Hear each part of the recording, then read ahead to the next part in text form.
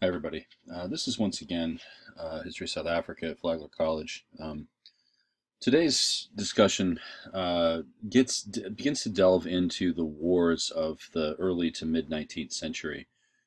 And there were a number of conflicts in this period, conflicts between Europeans and Africans, conflicts between various groups of native Africans. And all of this is part of as I think I said in the last lecture, a fairly large and complex puzzle. And, we're getting this a bit piecemeal. We talked about British Cape Colony last time, and that fits into this in a number of ways. Today we're going to talk about war in the kind of contact zone between Europeans and Africans. In the next lecture, we'll talk primarily about things that were happening in the eastern part of South Africa, different wars between various groups of native Africans. And we'll see that all of these three things are going to come together. In considering conflict between European and African in South Africa, we need to recognize a number of general features about this conflict. And this doesn't necessarily apply to absolutely every example, but these are just some general observations about this. First of all, we have to look at the various groups involved in these conflicts existing along a spectrum somewhere between cohesion and disunity. Certainly the white Europeans were not wholly unified through this period. We've already seen that the Afrikaners, the people of Dutch heritage, were not happy frequently with the British. And for that reason, as we talked about last time, they, a large number of them in the 1830s and 1840s chose to leave Cape Colony. And we will discuss more about the Great Trek in a forthcoming lecture. But in general, when it came down to conflict between Europeans and Africans, the various white inhabitants of South Africa tended to put aside their differences and support each other. And so the people of European origin tended to have greater cohesion than did the Africans. On the other hand, while at times various groups of Africans came together to fight against the Europeans, they were characterized by a greater degree of disunity than were the Europeans. And this is one of the things that, even though they outnumbered the Europeans by a lot, by a huge sort of scale of magnitude, they could not maintain any sort of cohesive front against the Europeans. And this is one of the reasons why the Europeans were able to exploit the Africans so much, as we'll see. Now, some of this can be chalked up to a technological gap that existed between Europeans and Africans. The Europeans did make real efforts to try to keep especially military technology in the form of guns and gunpowder and ammunition out of the hands of Africans. They were not entirely successful at this.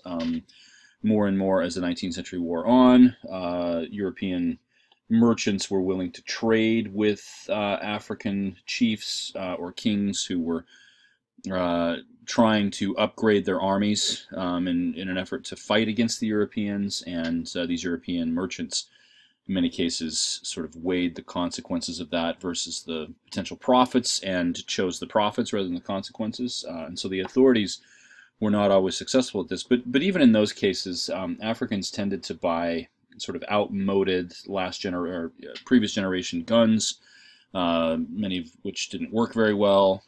They were always running short of ammunition. And so it's not entirely accurate to sort of think of the Africans as wielding primitive weapons and the Europeans having these the latest technology, because Africans did have guns and gunpowder and things like this. But for the most part, they had lesser quality and they had guns in fewer numbers, right? And so that's one of the reasons why they were less successful than the Europeans were in these wars.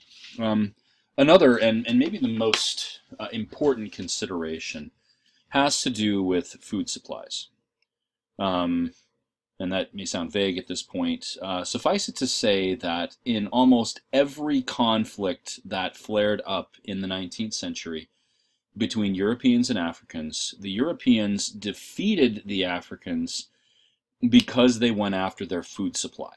They destroyed their grain fields, they slaughtered their cattle, raided, stole their cattle. They raided food stores, destroyed villages where the Africans kept their food, right? And so the resulting starvation is what often led the African chiefs to capitulate in order to save their people. Now, it should be said that Africans did raid European food stores and food supplies, that this was not entirely a one-sided thing, but in general, the Europeans, this was just their basic strategy, right, to defeat the Africans, was to go after their food supply and to starve them into submission. And the number of people among the African groups who died of starvation in this period as a result of the warfare was truly staggering. And we will talk about a couple of examples of that as we go along here. And then a final consideration here is the cultural misunderstanding that took place between the two. A lot of conflict could have been staved off, and I realize this is talking with hindsight, you know, that if only people had thought more like modern people do, things would have been so much better, and that's faulty historic thinking.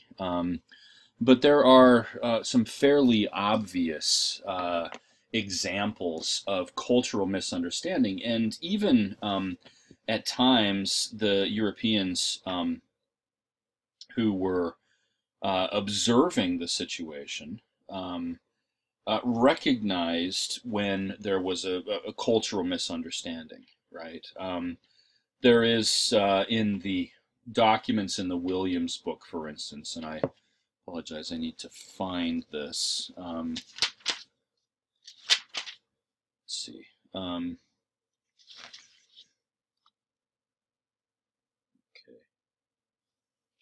I think this is in, I had meant to do this and then I forgot to pull it up, so, okay, here it is. Yeah, so in the document that starts in the Williams book on page 124, this is Part 2, Section C, document number 2 in the Williams book, titled Andrew Smith Recounts a Conversation with Moshoeshoe, founder of the Lesotho Kingdom. This is a really interesting one, and I may take time in the live session to talk about this. But on page 127, for instance, okay, this is a British man named Andrew Smith, who was a military official of some kind, okay, and he had a meeting with King Moshoeshoe of the Sotho, someone we'll talk about later. And he notes in here a number of examples of cultural misunderstanding, right? And so he says, for instance, so this is the beginning of the first full paragraph on page 127, "It is to the liability of chiefs to be forsaken by their subjects that the latter owe their principal privileges, and in one sense it is fortunate for the lower classes that such liability exists, as it were otherwise there would be no protection for them against tyranny and oppression." Now, this is a really astute observation about how power was wielded in Africa. He says that chiefs cannot just be autocratic; that they have to rely on providing incentives to their people to remain in place. In other words, there's a good deal of agency and a good deal of input from the common people because, you know, these African groups being of a size that they were, and with plenty of land available, that if they wanted to move, if conditions were not very good, they could move. The chiefs had to provide for these incentives. They could not just rule autocratically. In other words, that is a truly accurate statement about the use of the wielding of political power in pre-modern Africa, generally speaking, right? But then he goes on in the next paragraph to say this: "This peculiar position of the rulers of savage clans," this is a typical adjective that Europeans used to describe Africans in this period, has never been sufficiently considered, and the Cape government has acted entirely without regard to it in its transition and its transactions with the tribes upon the colonial borders. Right? And so he says, look, I understand how these African chiefs wield power, and it is not like the way the Europeans wield power. And we need, it's good to understand this, but the government in Cape Town has never appreciated this.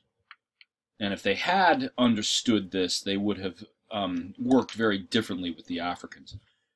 He goes on from there to say, instead of having ascertained the political condition of these tribes and devising something to improve it and render the chief less dependent on the caprice of subjects, I think is a modern resident in a democracy, that phrase is highly problematic, but again, let's not read with hindsight here. The government has attempted to make them single-handedly perform a duty which, if strictly discharged, would occasion one of the very consequences which all are anxious to avoid. And what he means by this is that the colonial government in Cape Town has treated these African chiefs like they are autocratic rulers, like they have absolute control over their people and whatever they say goes. This is a fundamental cultural misunderstanding, and it led to all sorts of problems.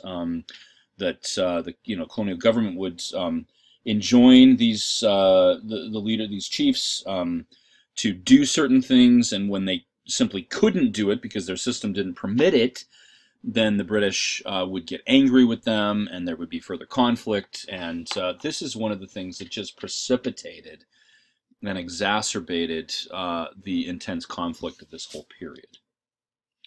Now, I want to, in this lecture, delve into one of these major conflicts. And it could be said this is the most long-lasting and fundamental conflict between European and African.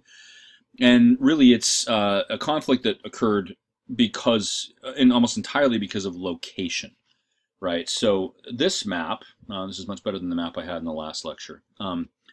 This map displays the eastern region of the Cape Colony.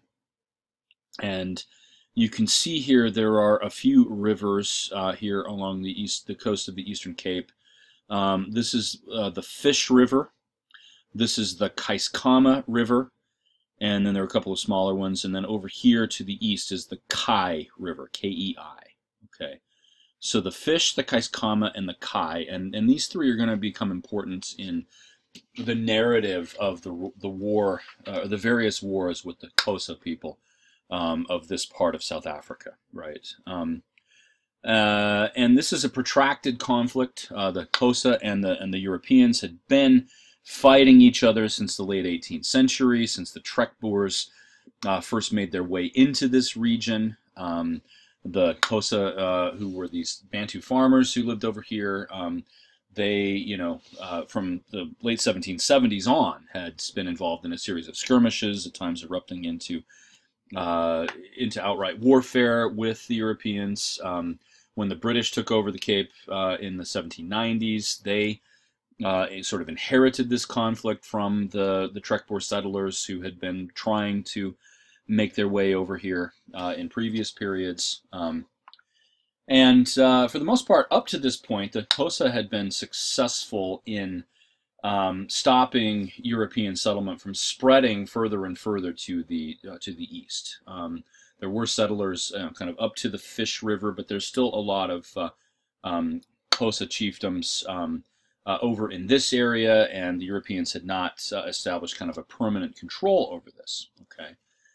Now, to appreciate the way that this conflict takes shape, we have to know that there were some divisions among different groups of Xhosa. This was not a united, as Europeans would have called it, a united tribe of people who obeyed a single chief, right? That's not how this worked.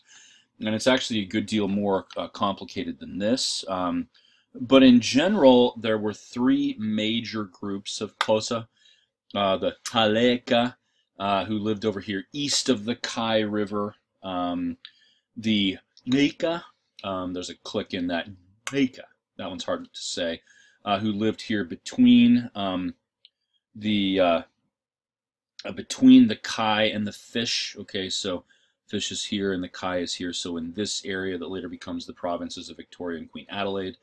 And then finally the Ndlambe, who lived over here in what was called Zuurland by the Dutch. As of the beginning of the 19th century, these are the three groups who dominated there. And one of the keys to understanding this war is that these groups were not always united with each other. To go back to Andrew Smith's observation about this, as just an example of this, the British often assumed that the chief of the Klika was the dominant leader of all of the Xhosa, when in fact the Xhosa actually had primacy, that the heartland of the Xhosa was over here to the east, right? And so they treated the Klika chief like he was in charge, and he actually wasn't, and this led to conflict among the various groups of Xhosa. So they're not just fighting against the Europeans. At times they were fighting with each other. And as we'll see, there are other groups who were involved in this too. Okay, so talked about this already. In the late 18th century, there'd been a number of skirmishes with the Trek Boers. When the British came, there were a series of, really a series of wars that happened here. In 1812, the British pushed through the Zuurland in the territory of the Ndlambe, and tried to make the Fish River a kind of absolute boundary between the Europeans and the Africans.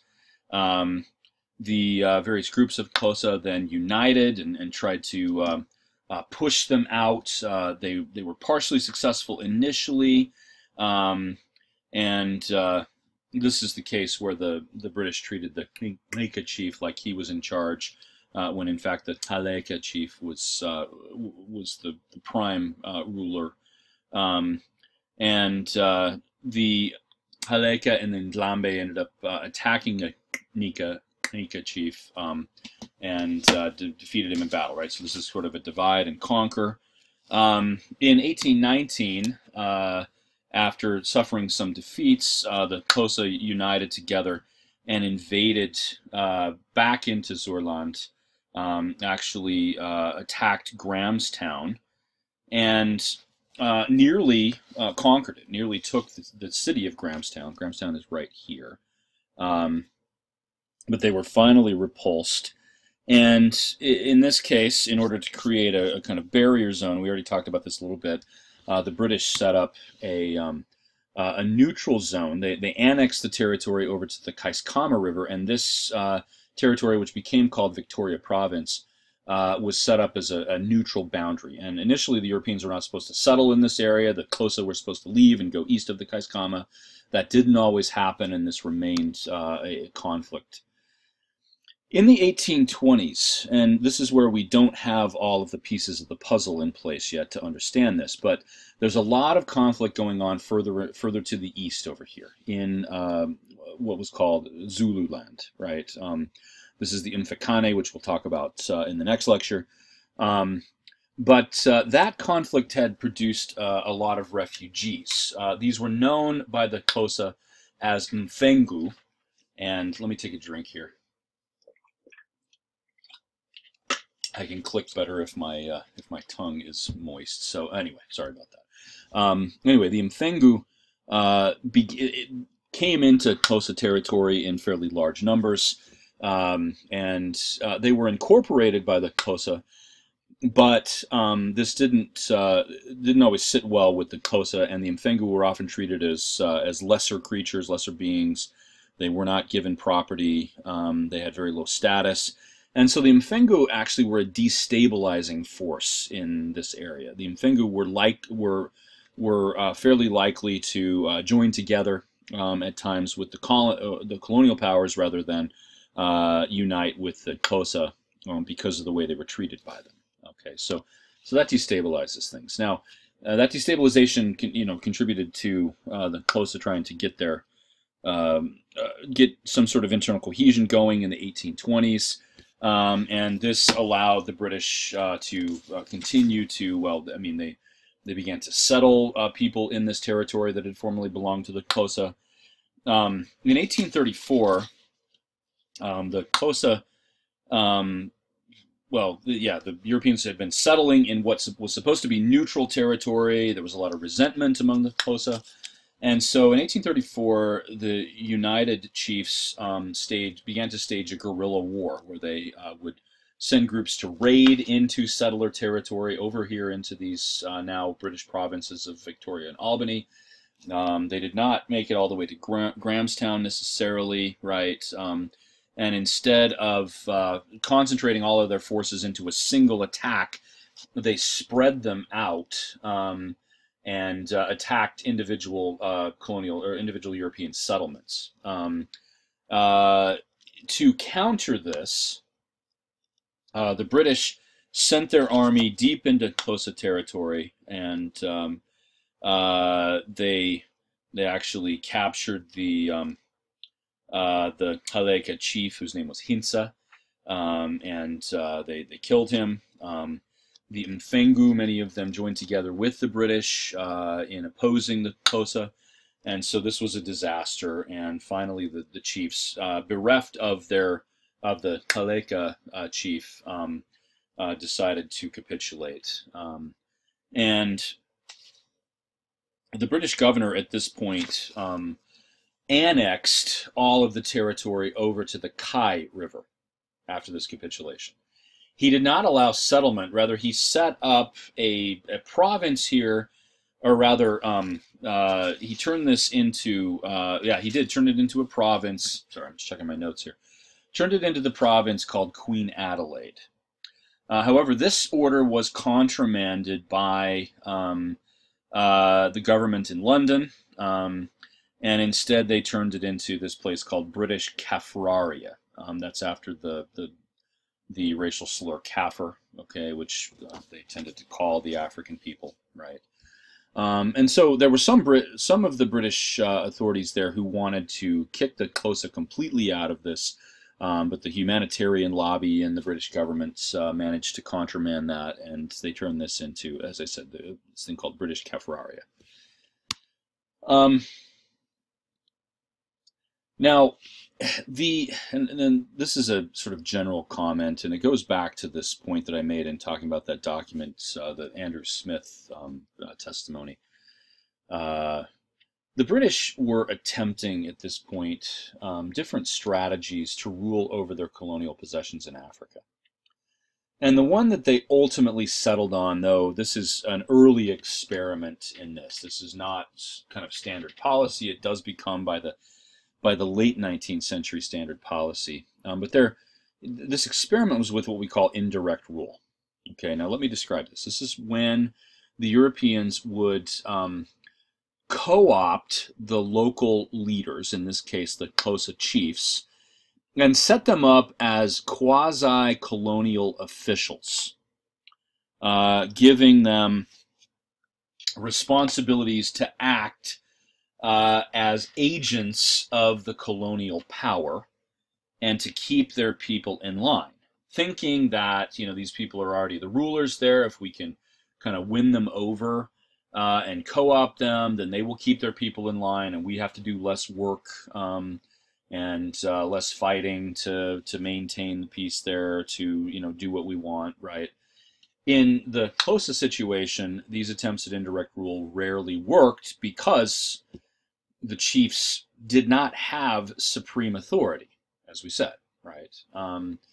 And so, the British, Andrew Smith was absolutely right about this. The British, the colonial officials in the Cape, never quite figured this out. They couldn't wrap their minds around the more democratic nature of African government. Those who did, like Andrew Smith, saw this as an aberration. They saw that the fact that the chiefs did not have absolute power as problematic and even as kind of savage in nature, right? Which says something about these sort of British attitudes in the 19th century about the wielding of power. Okay, so they made attempts at this point to co-opt these chiefs. In some cases, they were successful at this.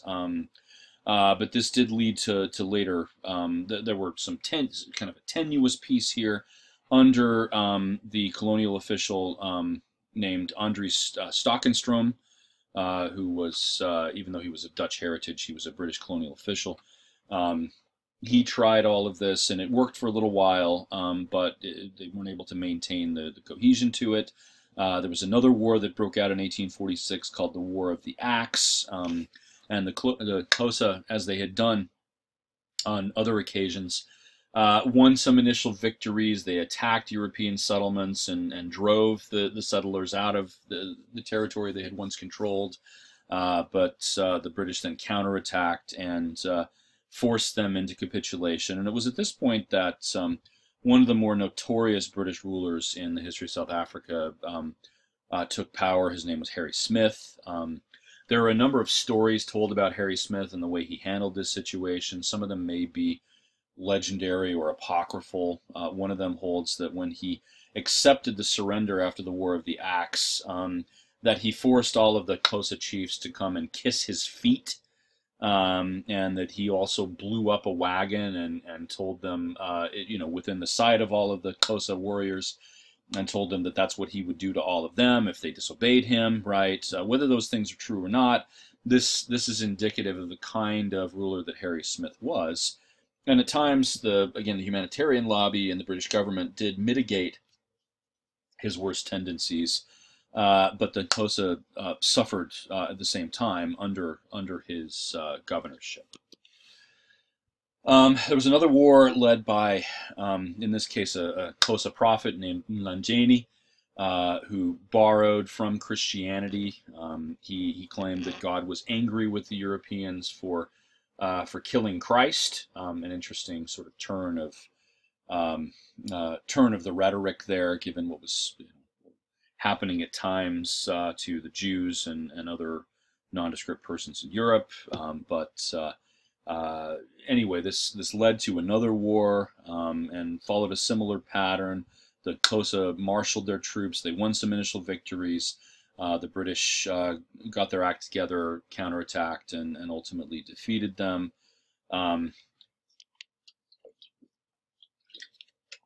Same basic pattern, right? After Mlanjeni's war, the British pursued a policy of forced removal, and again of indirect rule.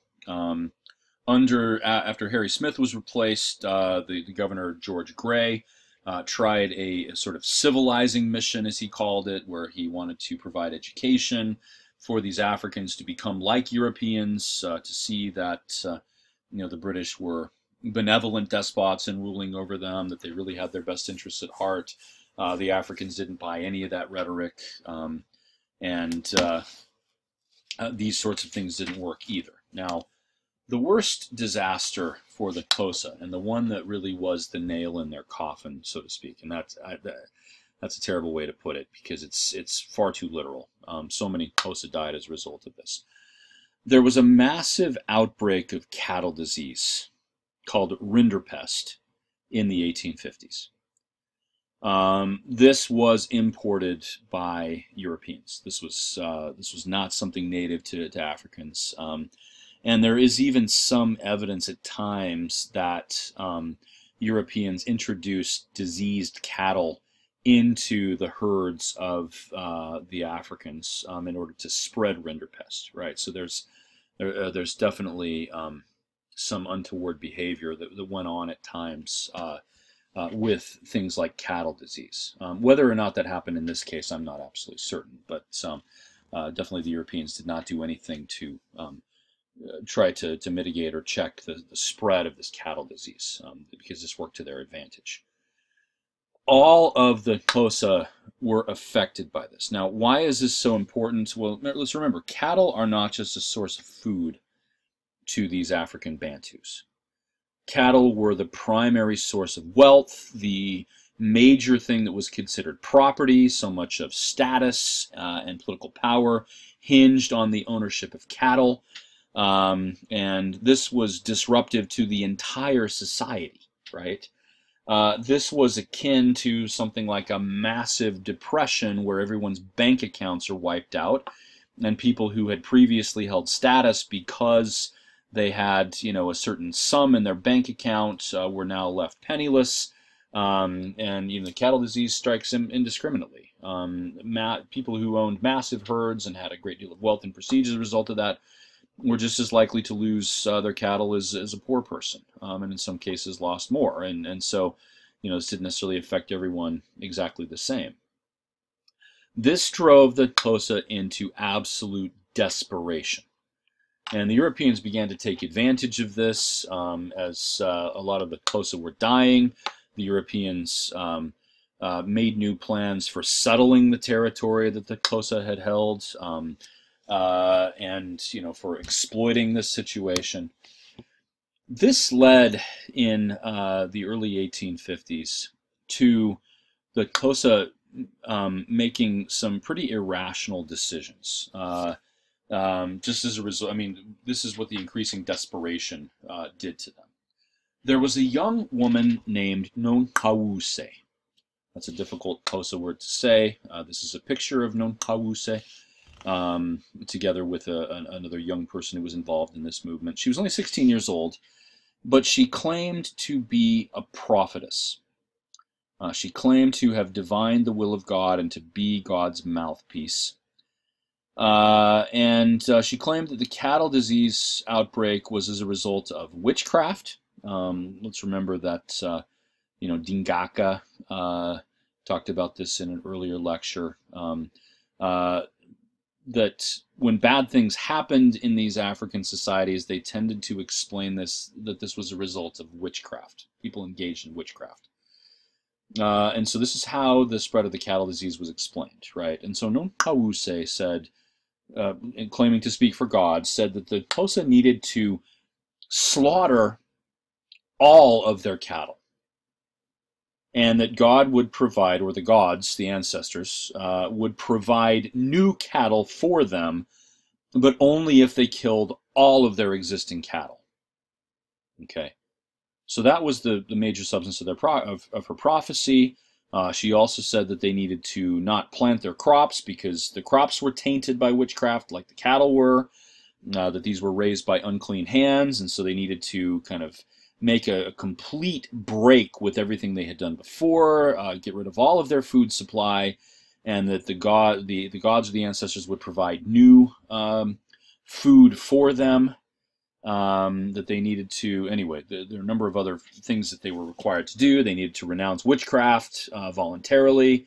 And she began to win over people. Initially, she was just kind of talking to her immediate family circle, but her uncle, it turns out, was an advisor to one of the Xhosa chiefs, and she got the ear of him ultimately, and many people began to listen to her. Now, this prophecy of Nonqawuse divided the Xhosa into two major groups, called the Amatamba and the Amagogotia.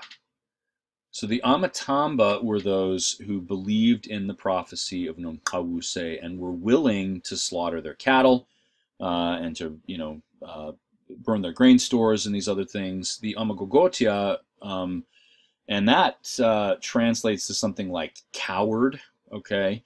The Amatamba accused the Amagogotia of being cowards for refusing the will of the gods and the ancestors, and for being cowardly in being afraid of starvation, right?